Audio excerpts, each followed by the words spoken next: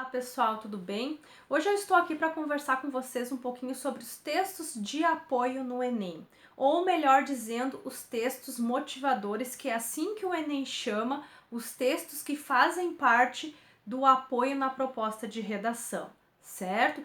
O Enem estabelece na sua segunda competência que o candidato precisa compreender a proposta de desenvolvimento, a proposta da redação em si, certo? E por essa razão, junto com a proposta de redação que vem elencado o tema, ele apresenta também alguns textos motivadores ou textos de apoio para ajudar o candidato a desenvolver o seu texto dissertativo argumentativo, certo?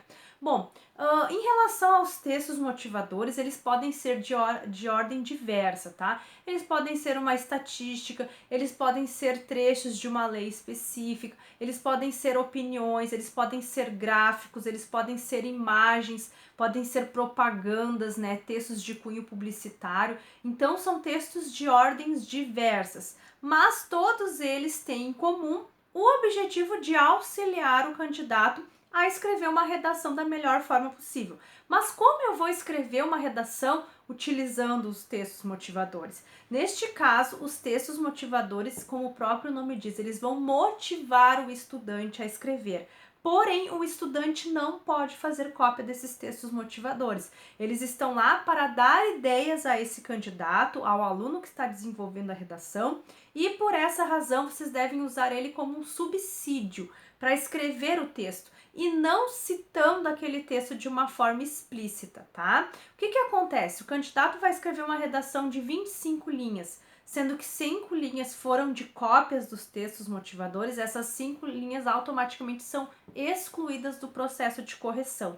E ainda assim o candidato vai perder pontos numa competência que fala sobre o uso dos textos de apoio, que é a competência 2, que está relacionada, né, à compreensão da proposta de redação. Então, qual é a melhor forma de eu fazer uso desses textos de apoio, certo? Sem eu fazer uma cópia explícita, sem eu copiar o que está escrito.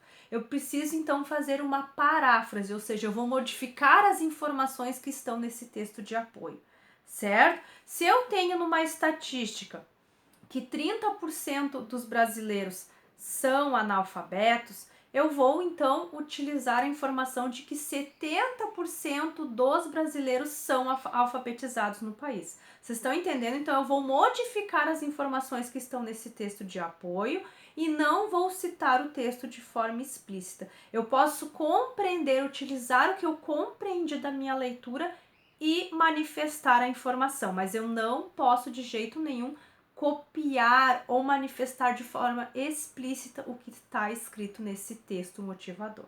Eu espero que vocês tenham compreendido e em caso de dúvidas vocês podem entrar em contato, tá certo, gente? Obrigada e até a próxima!